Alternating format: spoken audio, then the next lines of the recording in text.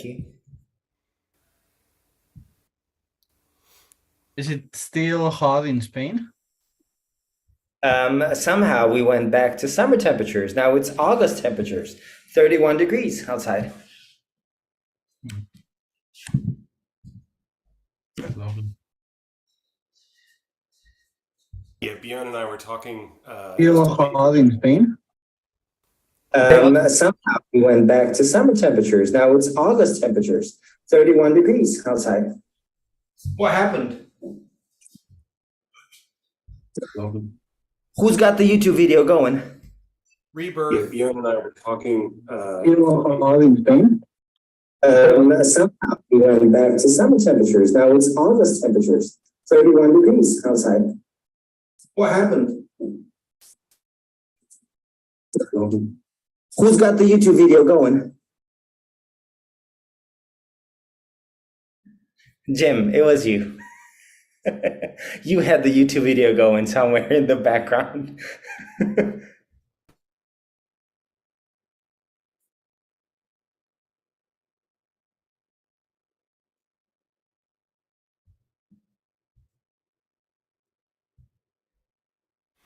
All right, I'm gonna unmute and let's make sure it wasn't me.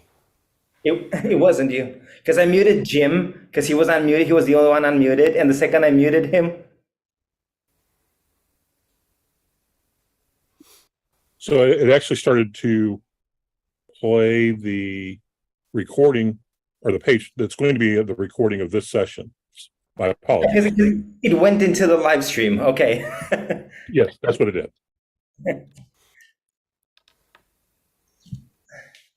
The ceremony itself took rebirth.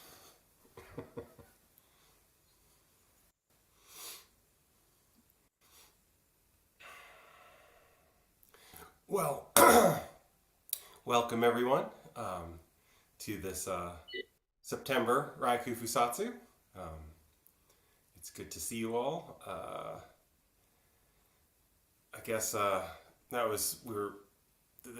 before the loop started. I was gonna say that Bjorn and I were talking, I think the day before yesterday, and we were sharing like how summer has come back. But here in Virginia, summer left again. It's nice and cool, and it's utterly gorgeous and fall-like. And Bjorn's stuck in stuck in summer. But the beauty of impermanence, summer will, do its thing.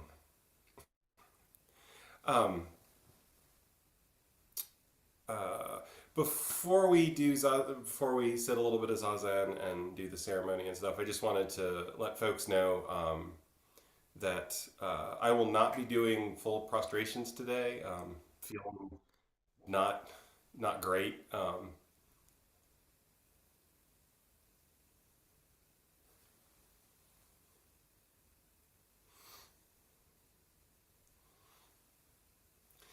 So I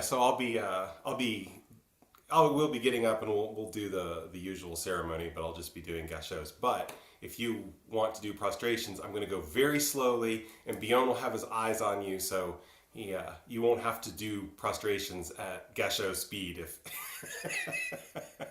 if you want to do the whole thing. So I just wanted to let folks know if that's what you were planning to do. So yes, without further ado, let's sit 5 minutes or so of Zazen. And you can sit right where you are. You don't have to turn if you're already in place.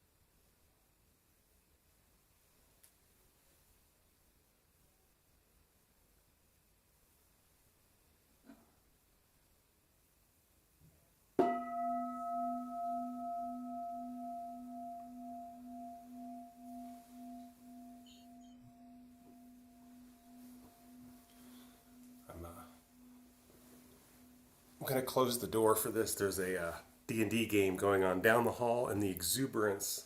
Keep it on the other side of the door.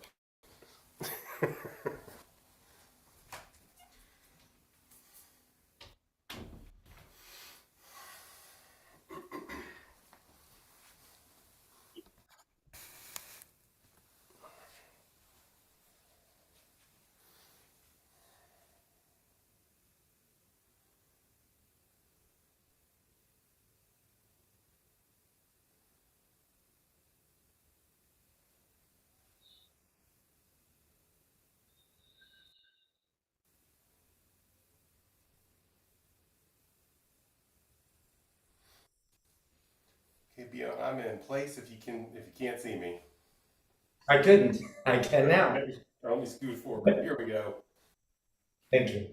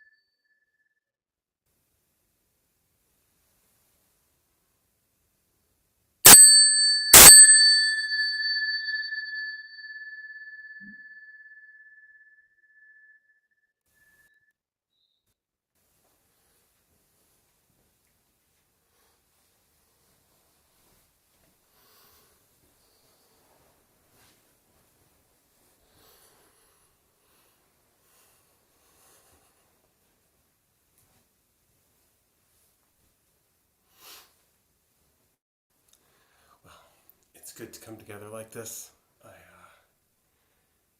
I think it's no secret. I've said before, this is one of my favorite ceremonies that we do in the Soto way. To start, I usually try to have a little reflection on undertaking the precepts, and I was thinking this morning when I was like, oh, what am I going to talk about? About the sort of two different natures of renewing our commitment to the precepts. On the one hand, we have a set of rules, and the rules meant to be followed. And certainly in the Sangha, historically speaking, if you violated one of the grave precepts, there was a chance you were going to get in trouble. You might even get the boot. So they are rules in this sort of hard sense of the term, and I can see the importance of that, particularly if you're trying to run a community and you've got a whole bunch of people. Everybody's got to follow the rules. Things will be smoother, and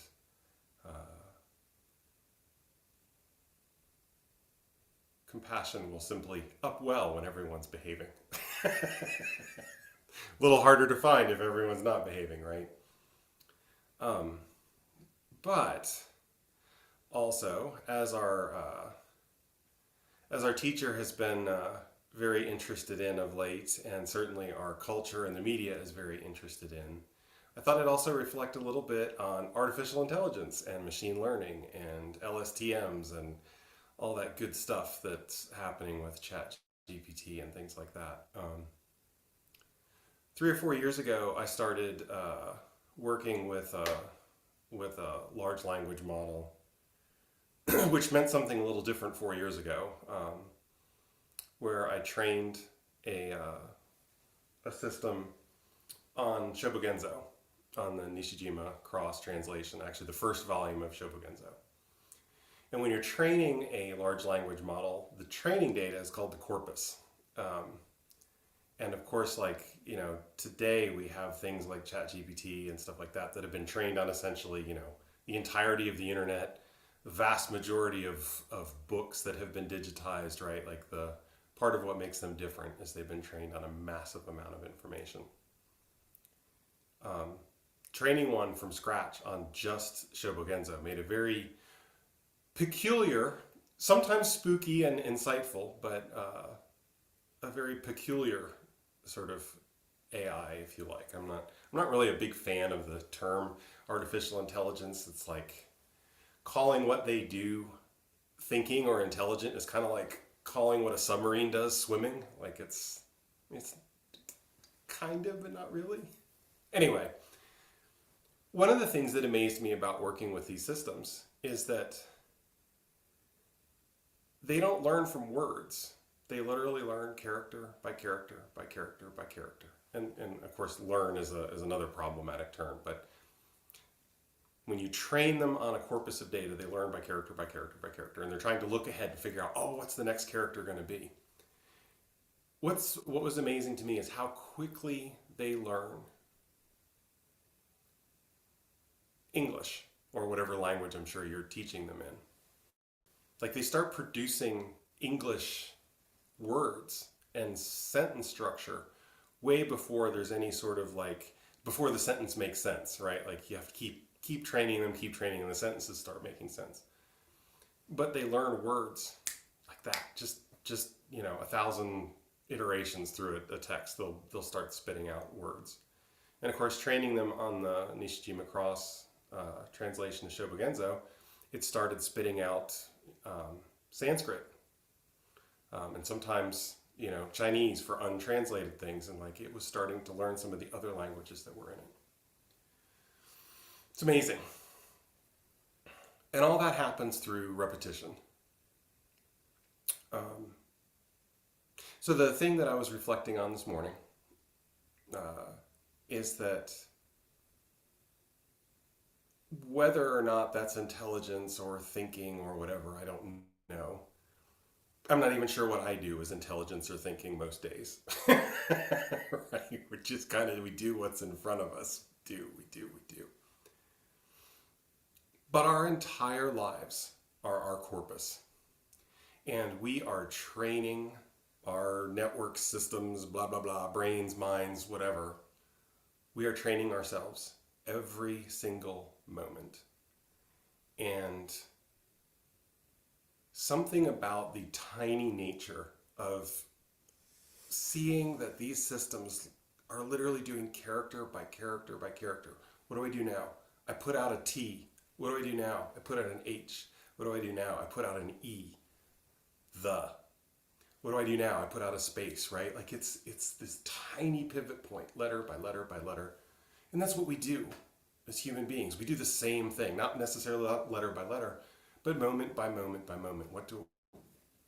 You don't think. You get in the car and you turn the keys, or you put one foot, let's make it simpler. You put one foot in front of the other. You're walking out your door. You don't have to think about, pick this up, make sure I don't put too much weight on my heel, or it just happens. And I think sometimes that's also an aspect of committing ourselves to the precepts, to trying to live a particular way, is it lets us make the whole universe, every experience we have is the corpus. And we try to do things that are positive and are good for the world and ourselves and our brothers and sisters and the animals and the trees and everything that we encounter. and we try to live by the precepts. So that moment by moment by moment, we don't have to think about it, right? Like when you meet a person on the street, you don't have to think about like, well, I did like undertake that precept not to kill, so I guess I'm not going to bonk him over the head. No, you just don't. You just don't. And every time you just don't, you strengthen that something. I don't know what to call it, right? But sometimes we're going to get angry. I know certainly over the next, before the moon is full again, I'm going to get angry at this guy sitting here. It's part of my causes and conditions is to spend a lot of time angry at this guy. But I have taken these precepts and I'm going to try to let go, to see through, okay, what is it that's causing that anger? Well, you didn't finish your work yesterday, or you forgot to whatever, or whatever the thing is. Okay. Let that arise and pass away. And so in that instance, not grabbing hold of the anger that arises is also living by the precepts. And hopefully it's training. Hopefully it is training the machine learning model, the biological machine learning model.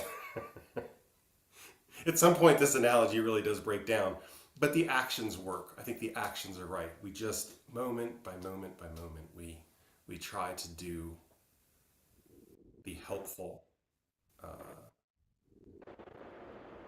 positive things that we can. And we train ourselves in that deeply.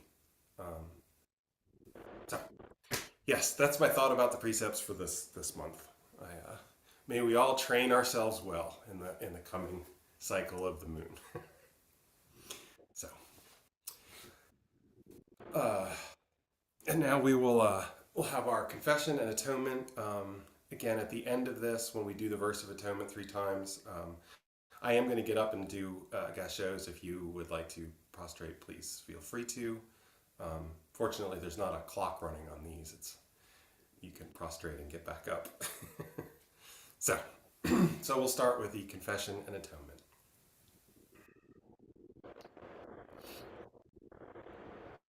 The great precepts of Gautama Buddha were kept by all Buddhas. They were transmitted from Buddha to Buddha. They were received by ancestor after ancestor. Our great master Gautama Buddha transmitted the precepts to Master Mahakashyapa. Master Mahakashyapa transmitted the precepts to Master Ananda. And the transmission of the precepts has continued in this way, passing from orthodox ancestor to orthodox ancestor in one line. Now we reaffirm our commitment to the precepts, to return the profound benevolence of Gautama Buddha. We trust this to be the true reception of Gautama Buddha's wisdom and life. Respectfully following the approval of Gautama Buddha, we would like to devote ourselves to the precepts, beginning with atoning for past misdeeds.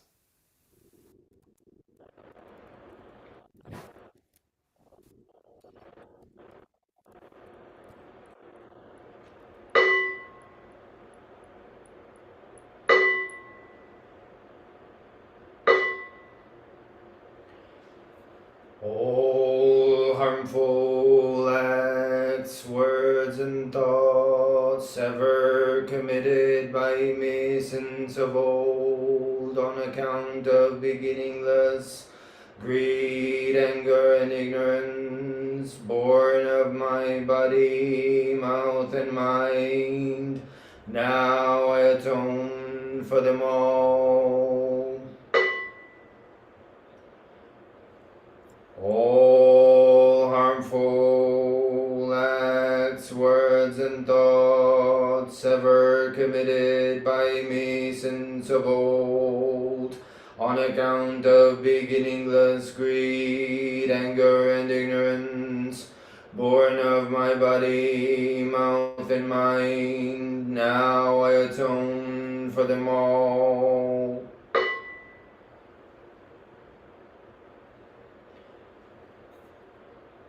All harmful acts, words, and thoughts ever committed by me since of old, on account of beginningless greed, anger, and ignorance, born of my body, mouth, and mind, now I atone for them all.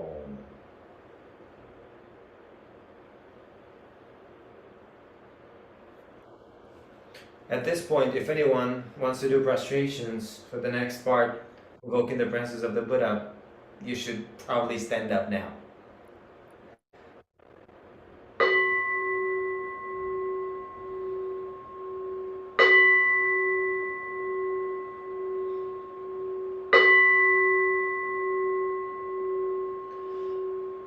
Homage to the 7 Buddhas of the past as symbols of our connection through time. Homage to Shakyamuni Buddha, person of this earth. Homage to Midoku Buddha, symbol of hope for the future. Homage to Monju Bodhisattva, symbol of great wisdom. Homage to Fugen Bodhisattva, symbol of great activity. Homage to Kanzeon Bodhisattva, symbol of great compassion. Homage to the successive generations of ancestor Bodhisattvas.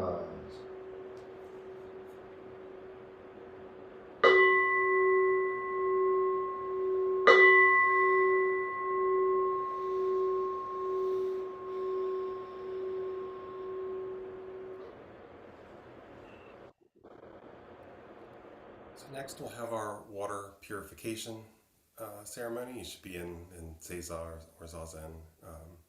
And if you have your water and or your greenery, great. If you do not have water and or greenery for this part, you can still mime what we're doing. This is a symbolic purification of our hearts and minds. So if you have your greenery and water, or have greenery and water in your heart, go ahead and sprinkle it across your forehead 3 times.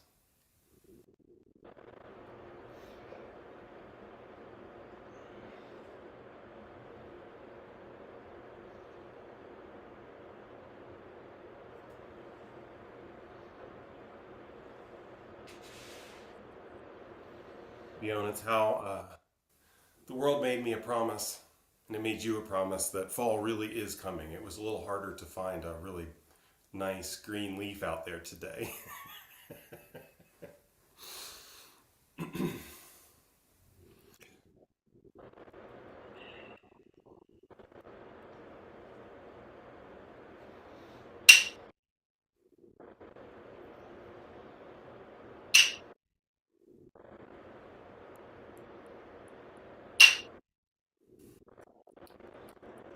now have a recitation from the Brahmajala Sutra. All you disciples of the Buddha, join your palms in reverence and listen wholeheartedly. I would now like to articulate the preface of the great precepts of the Buddhas. If the members of the assembly will quietly listen, and they know that they have done wrong, they will atone. If they atone, then they will be at ease. If they do not repent, their wrongdoing will grow more grievous. Those who have done wrong are silent, and because of their silence, you should know they are all purified. Worthy monks, laymen, laywomen, and all the rest, listen well. In this difficult age, when the lifetime of the Buddha sometimes seems distant, you should revere the Pratimoksha. The Pratimoksha is none other than these precepts. When you observe these precepts, it is like darkness meeting with light. It is like someone poor attaining a treasure. It is like someone who is ill being healed. It is like a prisoner being released from his chains. It is like a traveler who is able to return home. You should know that these rules, the Pratimoksha, are the great teacher for this assembly of people. No different than the presence of the Buddha in the world here and now. Thoughts of fear are difficult to produce. Unwholesome thoughts are difficult to give rise to. Therefore, a sutra says, do not trivialize minor misdeeds as if they are not problematic. Drops of water, though tiny, will gradually fill a large basin. A single instant of wrongdoing can lead you to fall into a hell of uninterrupted suffering. Once you lose your human body, you may not get another for 10,000 kalpas. Just as a galloping horse passes by swiftly, one's physical strength will not remain. The transience of human life goes beyond the mountains and seas. If something remains for the duration of one day, it will be quite difficult to hold on to it tomorrow. Members of the assembly should each energetically advance their own minds. Be careful not to be negligent, lazy, drowsy, or arbitrary.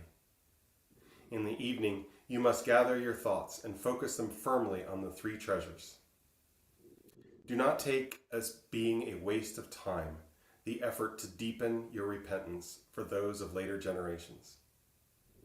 Members of the assembly, each of you in your own minds should carefully rely on these precepts.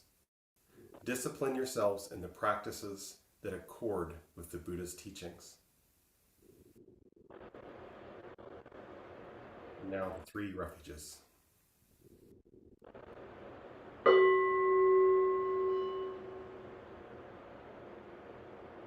Respectful devotion to Buddha. Respectful devotion to Dharma. Respectful devotion to Sangha. Devotion to Buddha, the Supreme One. Devotion to Dharma, the supreme purity and teaching. Devotion to Sangha, the supreme community. Perfect devotion to Buddha. Perfect devotion to Dharma. Perfect devotion to Sangha.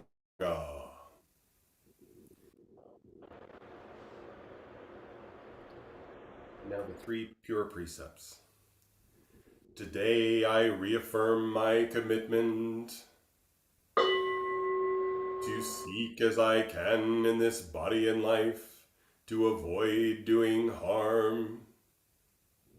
To seek as I can in this body and life to live in a healthful and helping way, doing good. To seek as I can in this body and life to live for the benefit of all sentient beings. Now the 10 fundamental precepts. Today I reaffirm my commitment to seek as I can in this body and life to refrain from the killing of life. To seek as I can in this body and life to live in generosity and refrain from taking that which is not given freely. To seek as I can in this body and life to refrain from misusing sexuality and all desire. To seek as I can in this body and life to refrain from false and malicious speech. To seek as I can in this body and life to refrain from intoxication in its many forms, to seek as I can in this body and life, to refrain from unconstructively criticizing the errors and faults of others, to seek as I can in this body and life, to refrain from praising oneself and judging others, to seek as I can in this body and life, to refrain from stinginess in bestowing the Buddha's teachings and all precious things, to seek as I can in this body and life, to refrain from all anger, to seek as I can in this body and life, to refrain from disparaging the three treasures, Buddha, Dharma, Sangha.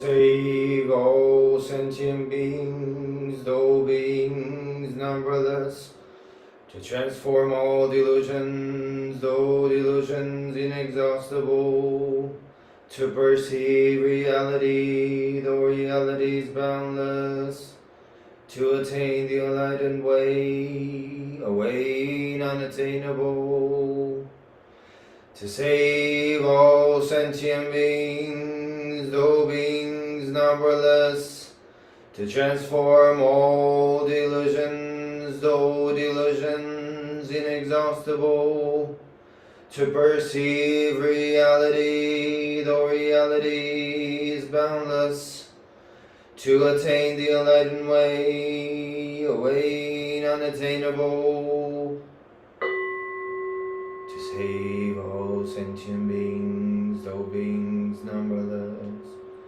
to transform all delusions, though delusions inexhaustible, to perceive reality, though reality is boundless, to attain the enlightened way, a way non-attainable.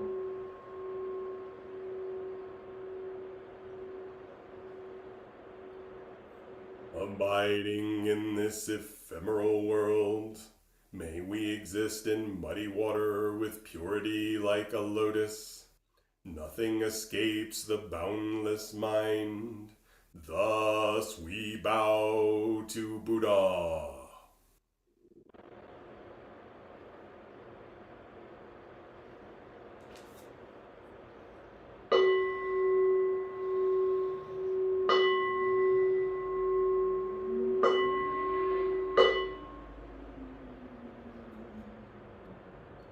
Buddha nature pervades the whole universe, reality existing right here now.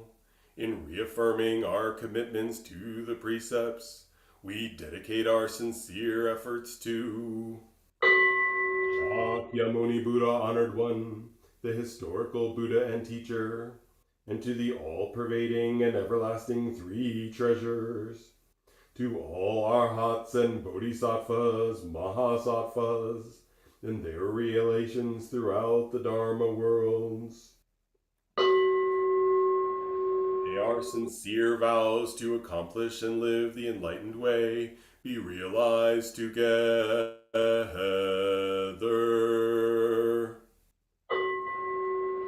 Om Buddhas throughout space and time. Om Bodhisattvas, Mahasattvas, Aha, Rajna, Paramita.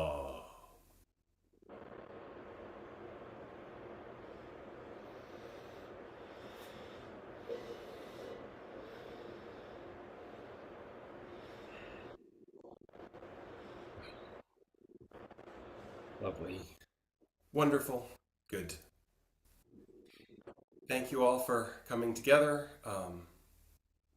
Please go out and train your corpus well. That is to say, please go out and live your life. Thank you, everybody.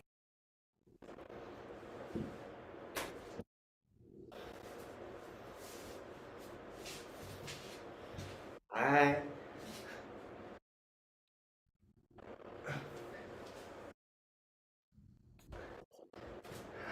Sangashi, wait.